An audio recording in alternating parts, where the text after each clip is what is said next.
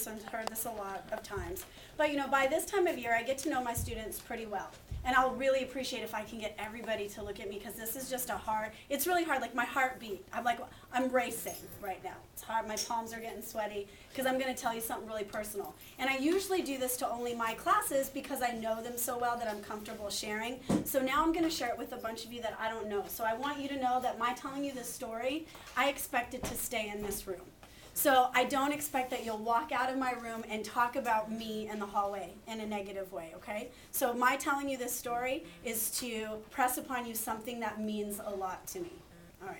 So when I was a little girl, I grew up pretty poor. In fact, very poor.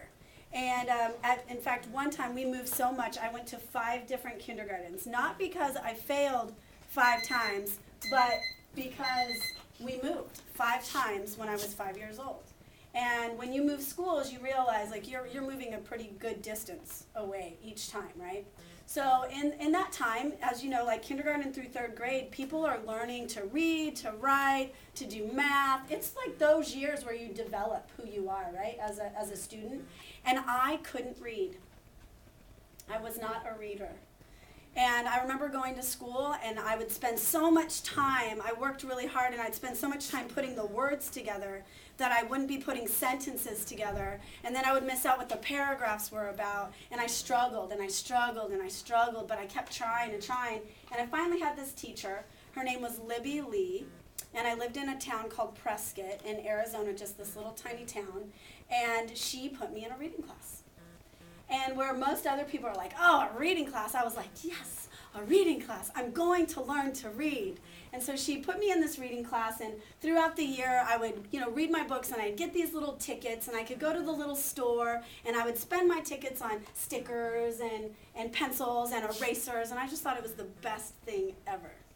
Well, at the end of the year, I met my goal, and Libby Lee gave me a book. And it was the very first book I ever owned. We never had books in my house. My parents didn't have books. We didn't buy magazines. We didn't have newspapers. I didn't even have a bookshelf. There was no such thing, right? That didn't happen.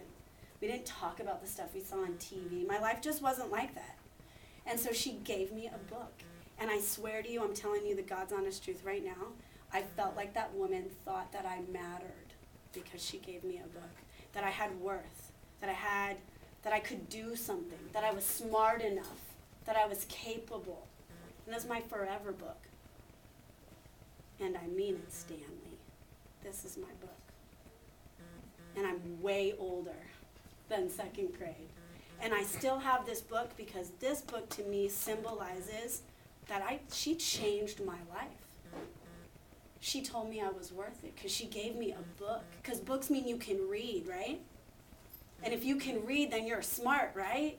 So this is my forever book, and this book propelled me. I swear to you, I see it this way. This book, I'm the first person in my family to go to college and to graduate. But because I went to college and I graduated, so did my little sister. So have my cousins. So will my son. But before that, nobody in my family went to college. And the reason I went to college is because somebody thought I was good enough in 2nd grade and gave me a book. Now you get to do that for somebody else. And the last thing I'll say is a lot of you will be like, it's just $3, it's one book. Why do I need it? Forget it. $3, one book is one little Dana. $3, one book is somebody's changing of their life. $3, one book, right? Oh yeah. So when I got the book, when I was a little kid, I wrote my name on the inside, and I colored my little placard. And to prove to you, I swear it's my book, she wrote me a note. To Dana, with love, Libby Lee, right? This is it. I've kept this. Of all the times I've ever moved, this is my piece. This is my matter. You can do it too, and we can give this to somebody else. So I don't want Miss Wan's class to beat me, but I'll tell you this. If it spurs you to go raise money to give some little kid the opportunity to think their life matters, I want you to do it. All of you. Okay? Thank you.